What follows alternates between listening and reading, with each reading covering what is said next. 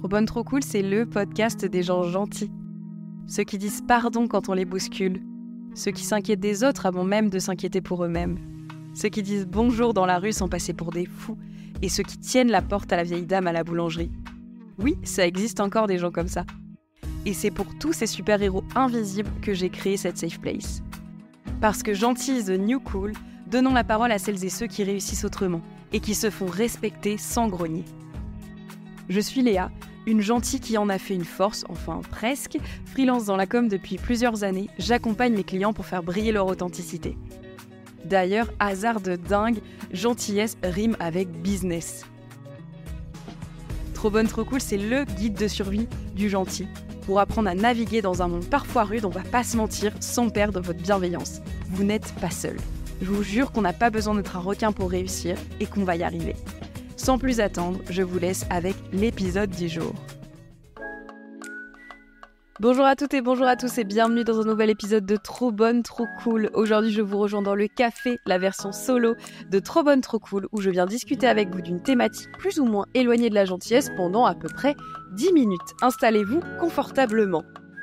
Aujourd'hui, on va discuter des bienfaits de l'émerveillement et de garder son âme d'enfant. C'est quelque chose vraiment que j'essaye de cultiver, mais c'est pas évident parce qu'on a souvent la tête dans le guidon et on oublie de regarder ces petits bonheurs qui peuvent faire toute la différence dans une journée. Donc je vais vous donner des exemples un peu bateaux, mais moi c'est des choses que j'essaye de faire. Par exemple, je suis la première à m'émerveiller devant un paysage, devant la beauté d'un coucher de soleil, devant un arbre que je trouve joli, devant un nuage que je trouve beau. Enfin voilà, j'essaye toujours d'avoir ce petit regard un petit peu enfantin et un peu naïf voilà, d'admirer un peu la nature qui m'entoure parce que on a trop l'impression que c'est acquis. Enfin moi c'est quelque chose voilà que j'essaye de me dire quand je me balade toute seule, la chance que j'ai d'avoir un si joli paysage autour de moi, une belle qualité de vie aussi parce que enfin moi en tout cas ça participe grandement au fait que je me sente bien, d'aller dans la nature, d'être au calme, de voir des jolies choses, des belles montagnes, des jolis couchers de soleil avec des beaux reflets dans les nuages. Voilà, c'est vraiment des choses moi qui m'apaisent et qui me font du bien. Et en fait quand je vais moins bien, je me rends compte que je prends moins le temps de les analyser, ces petites beautés de la nature. Donc voilà, c'est le premier conseil que je peux vous donner pour continuer à vous émerveiller, c'est regarder ce qui vous entoure. Un joli oiseau qui se pose sur une branche, toutes ces jolies petites choses qui continueront de m'émerveiller. En tout cas, j'essaye de le cultiver. J'aime bien aussi également regarder les gens. Dit comme ça peut être bizarre. Béléa, t'es une voyeuse ou quoi? Mais en fait, j'aime bien regarder les interactions entre les gens. Donc, c'est-à-dire, par exemple, dans les transports, je regarde très souvent les gens s'asseoir l'un à côté de l'autre. Est-ce qu'ils se disent bonjour? Est-ce qu'ils font un petit sourire? Moi, je prends souvent le train, par exemple, pour aller en ville. Et du coup, j'aime bien regarder, je sais pas, une dame un peu plus âgée qui s'assoit à côté de quelqu'un de plus jeune. La dernière fois, j'ai vu une mamie qui montrait la photo de ses petits-enfants à un jeune de 15 ans et je trouvais ça adorable. En plus, le jeune de 15 ans était hyper réceptif et donc j'ai adoré regarder cette petite interaction-là. J'aime bien aussi regarder les gens qui se donnent des coups de main. Qui s'entraident, des gens qui portent les valises des autres, enfin voilà, j'aime bien regarder ces petites interactions-là qui font du bien. L'autre chose que j'aime bien regarder dans les interactions des gens, c'est les gens qui attendent les gens sur les quais de la gare. Donc c'est très transport là ce que je raconte, mais j'aime bien regarder par exemple quelqu'un qui cherche du regard la personne qu'elle attend au train et quand elles se retrouvent, elles se font un câlin, un sourire, on voit qu'elles sont contentes de se retrouver et c'est ces petits moments-là. Moi je me nourris beaucoup de ces petites choses-là et je trouve que ça c'est un peu hors du temps. Donc voilà, j'essaye de pas être tout le temps sur mon téléphone parce que ça c'est un défaut de notre génération. Je vais pas critiquer, je passe ma vie sur mon téléphone, mais des fois voilà, j'essaye de pas le faire, de juste avoir le nez en dehors de mon écran et de regarder un petit peu ce qui se passe autour de moi, les interactions qu'ont les gens. Je l'ai déjà raconté ici, mais moi mon plus grand bonheur, c'est 2 chauffeurs de bus qui se disent bonjour. Ça peut paraître très con, mais avant à Lyon, j'habitais tout en haut d'une grande montée. Et donc, il y avait des grands virages pour arriver jusqu'à chez moi et je prenais le bus.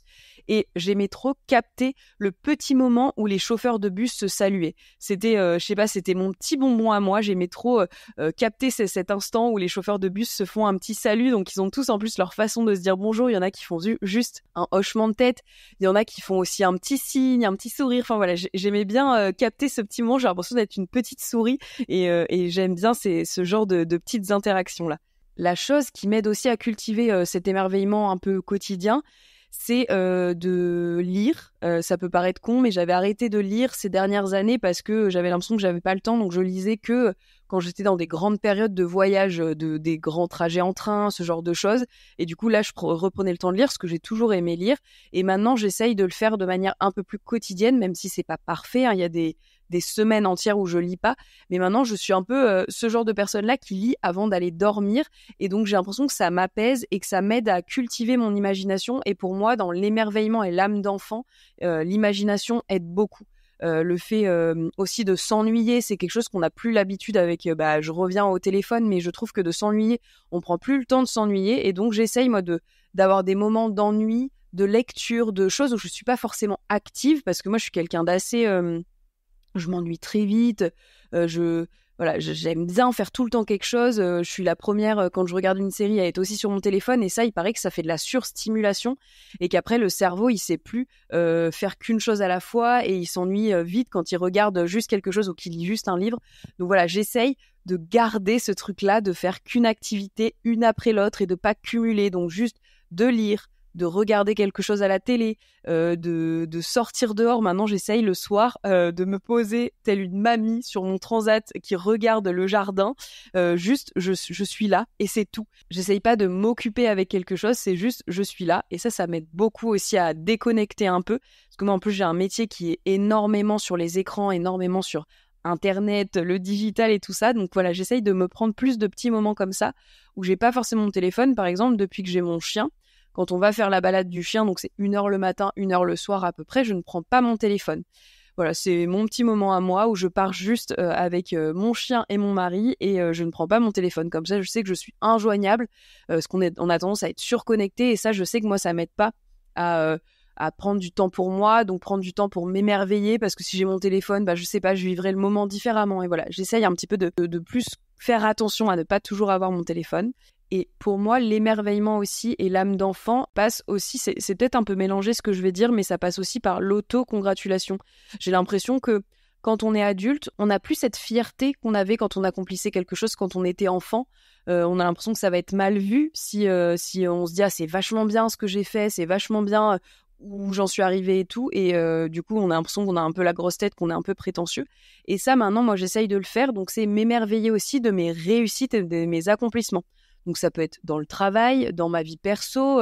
Moi, je sais que dans le sport, par exemple, j'essaye beaucoup de me féliciter déjà, c'est bien, Léa, d'avoir bougé tes fesses du canapé. C'est bien d'avoir couru 30 minutes. Enfin, voilà, j'essaye aussi de me féliciter de ces petites victoires-là parce qu'on a l'impression qu'il faut toujours plus loin. Moi, j'avais un grand truc avant quand je faisais du sport. C'est que, je sais pas, c'est des grands préceptes de la société, puis c'est des réflexions qu'on m'a faites aussi, que si je faisais moins de 45 minutes de sport, ça ne servait à rien. Ça ne servait à rien pour brûler des calories, pour perdre du poids. Et en fait, je mélangeais tout ça entre le fait que si je fais du sport, c'est pour perdre du poids, c'est pour arriver à un goal, un objectif. Alors que moi, maintenant, faire du sport, c'est pour ma santé mentale, c'est pour mon bien-être physique et mental, pas forcément perdre du poids, mais pas, voilà, je suis plus à la quête de performance, de me faire mal, de tout ça. Donc ça, c'est se féliciter des petites actions et je trouve de s'émerveiller d'avoir réussi à moi quand je fais un sport d'1 heure à la salle de sport qui est hyper intense, à la fin je suis trop fière de moi et donc de le dire, de se le dire à soi, de le dire aux autres et tout, et donc ça je trouve que tout ça participe au petit bonheur aussi de la vie quoi. Donc voilà, je vous conseille de continuer à vous émerveiller, n'hésitez pas à m'envoyer des messages aussi de choses qui vous font du bien, continuez à participer à tout ça, à votre âme d'enfant, à l'émerveillement, à comment vous le percevez aussi, et si vous arrivez à le faire, parce que je serais curieuse d'en discuter avec vous. Moi, je sais, comme je disais au début, les périodes où je vais moins bien, je le fais moins, et donc c'est un peu le cercle vicieux de ça m'aide pas à aller mieux. Donc juste sortir la tête de l'eau et d'admirer un peu le paysage et moi je m'en fiche, je suis celle qui passe son temps à dire waouh c'est trop beau, waouh mais c'est trop bien, oh là là j'adore, oh là là c'est incroyable. Je suis vraiment la fille qui s'ébahit de tout et j'aime bien. En fait au début j'avais pas honte, mais j'avais un truc où je sais pas, les autres réagissaient pas comme moi et j'ai l'impression tout le temps d'en faire des caisses, et en fait je me dis c'est pas grave, c'est ma manière à moi d'exulter, et j'ai l'impression que le fait de le faire, les gens à côté de moi disent ah ouais t'as raison, c'est vachement beau, enfin le petit rayon de soleil, l'arc-en-ciel, et voilà, j'essaye aussi j'allais dire de tirer mes proches vers le haut, c'est pas du tout ça, mais de les faire aussi regarder par des yeux un peu différents des yeux d'adultes, quoi. Bref, voilà, je soliloque, je tergiverse, mais vous avez compris l'idée, s'émerveiller, c'est important, en tout cas pour moi, donc je serais curieuse d'en discuter avec vous. Merci beaucoup d'avoir écouté l'épisode jusqu'ici, j'espère qu'il vous aura plu, c'est un sujet qui me tenait à cœur, je l'avais dans mes notes depuis un petit moment, donc voilà, je vous le livre aujourd'hui, et je vous donne rendez-vous dans une semaine pour un nouvel épisode de Trop bonne, trop cool, les gens gentils, où je recevrai un gentil ou une gentille que j'adore, j'ai trop hâte de vous partager les prochains épisodes, j'ai des petites pépites qui vous attendent, donc trop contente et trop hâte. Si vous avez aimé cet épisode, n'hésitez pas à mettre 5 étoiles sur les plateformes de streaming que vous utilisez, ça soutient ce podcast fait maison. Vous pouvez également suivre Trop bonne, trop cool sur Instagram. Je suis hyper active sur ce réseau-là et je partage très souvent des stories, des petites choses qui me sont arrivées, les coulisses du podcast et tout ça. Et je réponds bien sûr à tous vos messages qui me font énormément plaisir. Prenez soin de vous, portez-vous bien, je vous fais des bisous et je vous dis à très vite.